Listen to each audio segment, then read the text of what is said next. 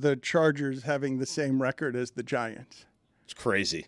It's crazy. I mean, football is so funny, man. It really is. The Colts are in the playoffs. I mean, how about the Colts having the same record as the Bills? Bills are not in the playoffs. There's no way. They've no got way, Dan. they've got a 15% chance of making the playoffs now. The Bills have a 15% chance of making the playoffs. Excuse me, the Colts don't have the same record. They have the same number of wins. They have one fewer the loss. Colts are 6-5. The Bills are 6-6. They have one fewer loss than the Bills. Right. Also, the Broncos Oh. have as many wins as the Bills. Hey, congrats, Dolphins. You now have a victory over a winning team. Not just a victory, my friend. You put 70 on them. 70. If you want max Broncos coverage, I suggest you go to God Bless Football today, where Billy and Stugotz are obsessed with the Broncos. What the Bills are doing, listen to what I'm going to tell you, Stugotz, because mathematically this is a puzzle. This is a riddle. Mm-hmm.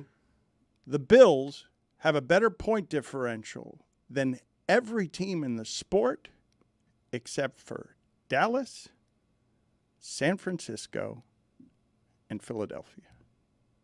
The Bills are 6-6. And Baltimore, I think. And Baltimore, excuse me. Yes, Wait a right. minute. I think it's better than Philadelphia. Forgive me. I think Baltimore's the team in there, and Philadelphia is not the team in there. I think I got it wrong. I think Baltimore is plus 137. Philadelphia is Plus 64. Yeah, plus 64. The Cowboys are plus 182. the Bills, this is so hard to do. It is so hard to be 6-6 and have that point differential. I'm not a big point differential guy, but it is incredibly impressive to be 6-6 with a point differential of over 100. yeah. And the Dolphins have a good point differential, but they blew out the Broncos that one game. Yeah, the Bills, I would have to say, if we're just doing we watch football and let's look at their schedule, they're not going to make the playoffs. They have a bye week, and then they're at Arrowhead. Then they have to play the Cowboys, who haven't beaten a good team, but look at the Bills' record. They're not really a good team at this point. Then on the road to the Chargers, who knows who their head coach is going to be.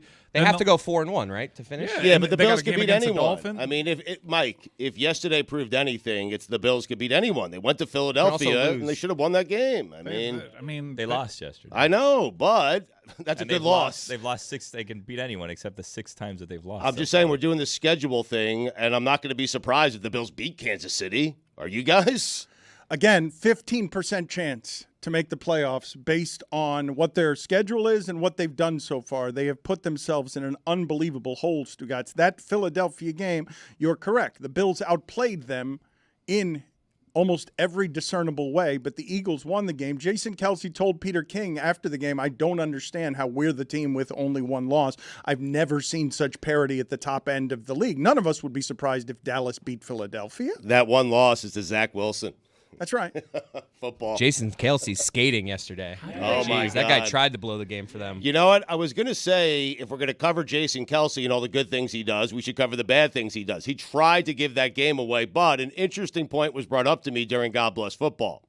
He had to poop.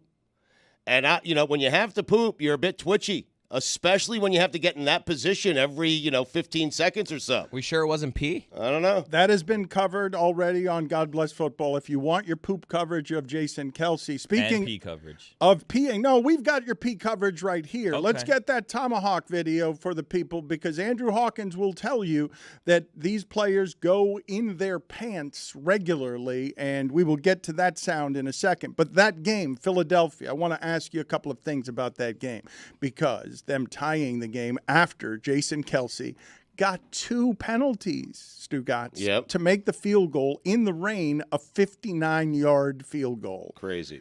Philadelphia ties the game, but what I wanted to ask you, and I want to talk some broadcasters over the show today, because there was some stuff I wanted to observe with Al Michaels and Jim Nantz that I thought was Not their interesting. contracts, please. No, not their contracts. Thank you, Billy. I appreciate you being a governor for the audience on that one.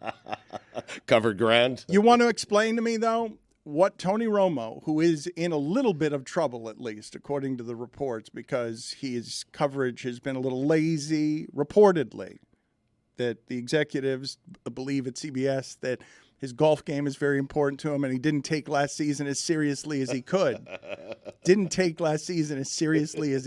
He's a broadcaster. It's 4th and 17. Yeah, he's a broadcaster. It's 4th and 17. They're going out there for a 59-yard field goal. and Tony Romo is out here saying to Jim Nantz, how about a fake field goal on 4th and 17? And don't give it to Jalen Hurts in that offense. Let's have the holder roll out and see what we can do 4th and 17. See if we can get us 18. See, like, what is he talking about? What is he talking about? But if it would have happened, They wouldn't have expected it. It would have been so amazing. This is what Nance got lucky on Thanksgiving Day on Deron Bland, because he started the call. Here comes history, but then he needed the weaving return because he got his audio levels way up. But he got lucky. Everyone's saluting Jim Nance for getting the call exactly right, but you have to in the event that he doesn't get tackled 30 yards out when he starts weaving through the defense. the punter's the holder. That's who Romo wanted rolling out there. The punter. What is Tony Romo talking about?